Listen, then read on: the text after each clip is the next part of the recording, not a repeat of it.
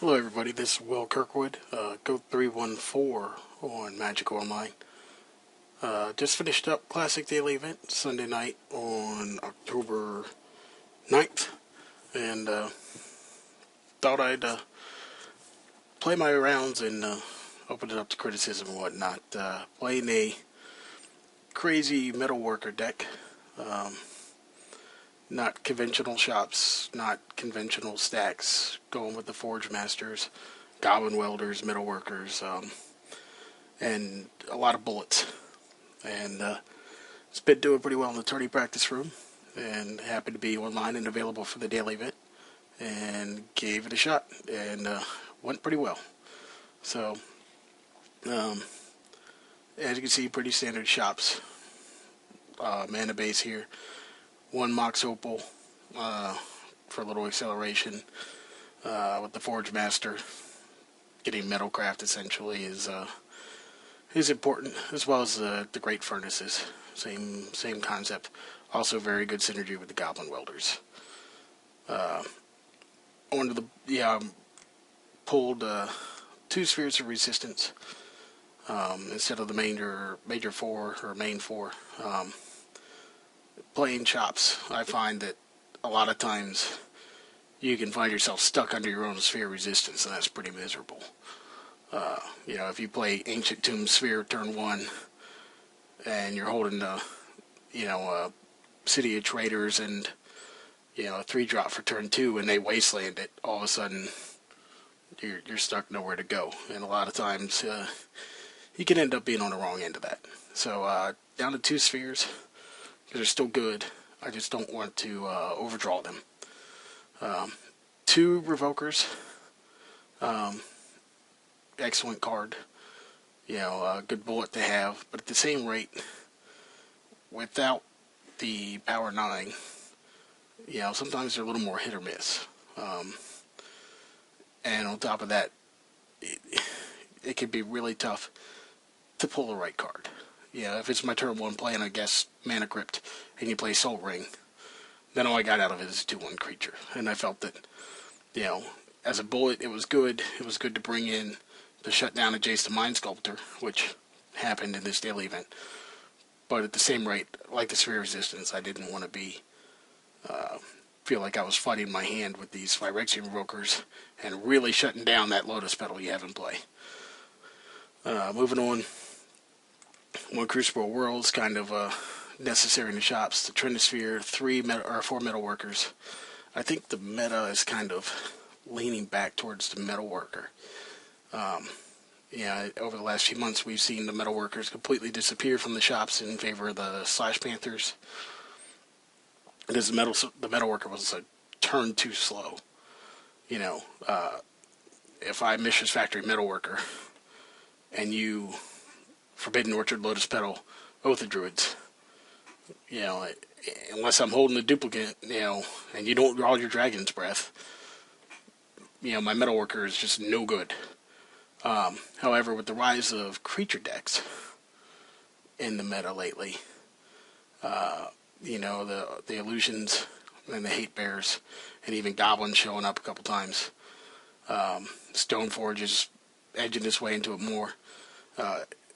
It seems to be slowing the meta down just a little bit to maybe now where a turn 1 Metalworker into a turn 2 Wormcoil engine is very, very good. And it seemed to work out well for me, although, to be honest, the Metalworker didn't get a whole lot of use during this daily event. It did definitely come in handy. 4 Lodestone Golems. Why not? Only 1 Metamorph here. Similar thought process to the Spheres, the Revokers. Sometimes the Metamorph is a dead card. To get an opening hand of, double Workshop, Revoker, Sphere, Metamorph, Thorn of Amethyst is not super exciting.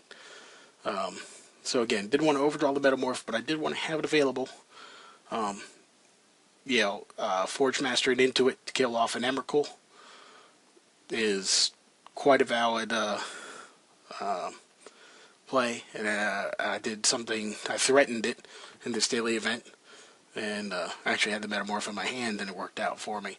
So I didn't want to go away with it completely. I have considered switching it back to Sculpting Steel, but Metamorphing a Goblin Welder can be a very good play too. So I've stuck with the Metamorph here. One Precursor Golem, kind of, one of my aggro bullets.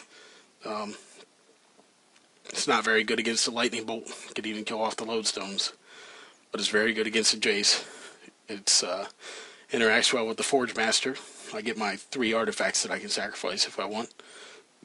The Forge Masters.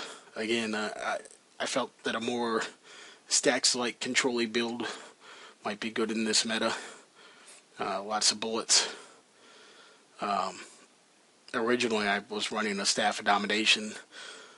Forge Master into the Staff with the Metal Worker and infinite draw. I ended up pulling the Staff eventually because, one, it took way too much time. Incrementally adding 2 men at a time. So cycling through the combo 3 times to draw 1 card. Oop, it was a land. I didn't get anywhere with it. Keep going. Time concerns became a definite issue, especially in the tournament environment where somebody who realizes that might not be inclined to just scoop to the combo. Moving on, get into some of the beats here and some of the bullets. 1 main deck Worm Coil Engine, good against the aggro decks. Good against main deck targeted removal. Ancient Grudge my Worm Coil. Okay, I still have 6 power. Nature's Claim it. I gain 4 life and I have 6 power.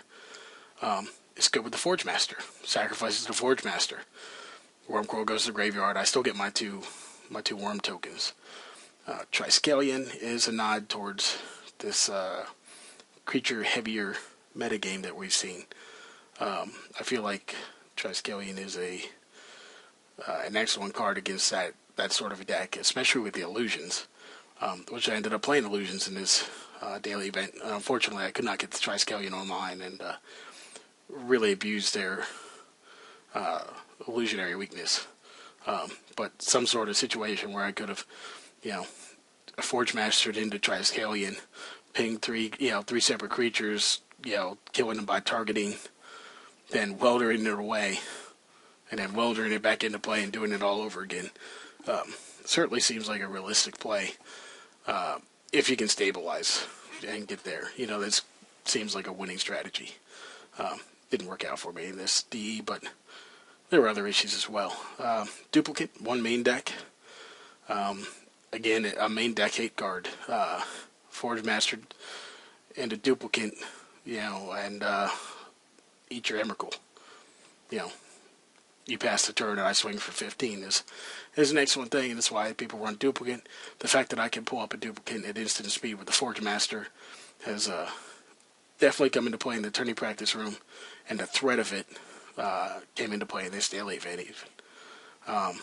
The big target, Mirror Battle Sphere.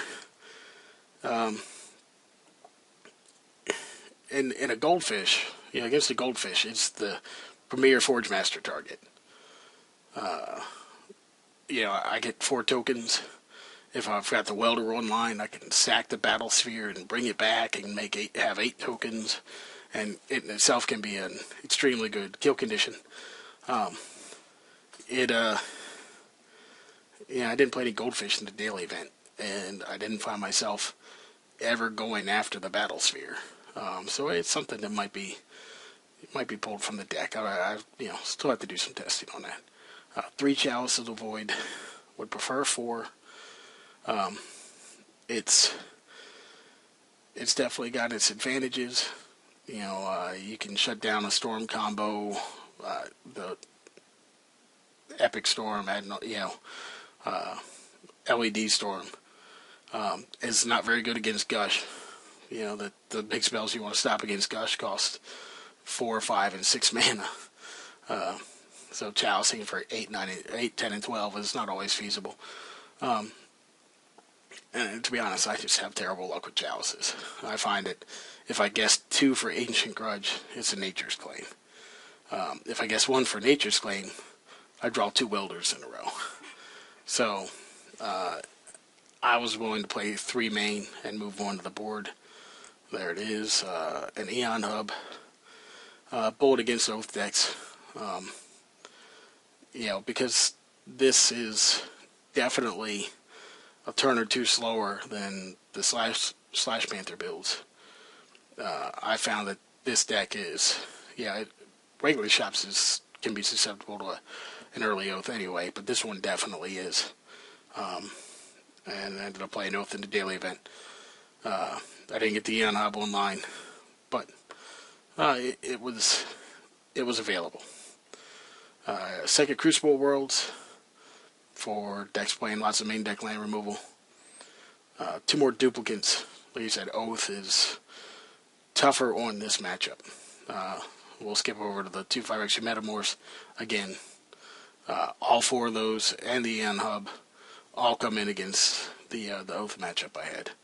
For Leyline of the Void, I played Dredge round 1 of this daily event, and I hard cast my Leyline. Not something I ever thought I'd do. Probably the last time I'll ever do it in a shops deck. But I hard cast it, and it sealed a victory for me. We'll see that later. Second Worm Coil coming against aggro. 2 Crypts, see Leyline of the Void, see Goblin Welder. That was part of really locking down the Dredge matchup. I had 2 Crypts, a Welder, and then when I hard cast a Leyline of the Void, the game was completely over. Normally the play is to go for a couple of relics here. I don't like the relics with what I'm trying to do with the Welder and the Forge Masters. Removing 1 card at a time is just not good enough against Dredge. So you have to remove all cards, and that includes your own bullets. And I prefer to go after, a situation like I got online where I could have a Crypt and a Goblin Welder, and I can infinite Crypt. And that worked out well for me. Lastly, a second Triskelion, again, coming against the small creature matchups. So, this is what I've been playing, playing, and having a good time with. It's been a lot more interactive than your normal workshop matchup. The game 3 against Dredge in the first round was borderline making my head explode. That was a really, really tough matchup for me. And I made a play. I don't know if it was right, but it worked. And we'll get to that here in just a second. We'll go on with the event.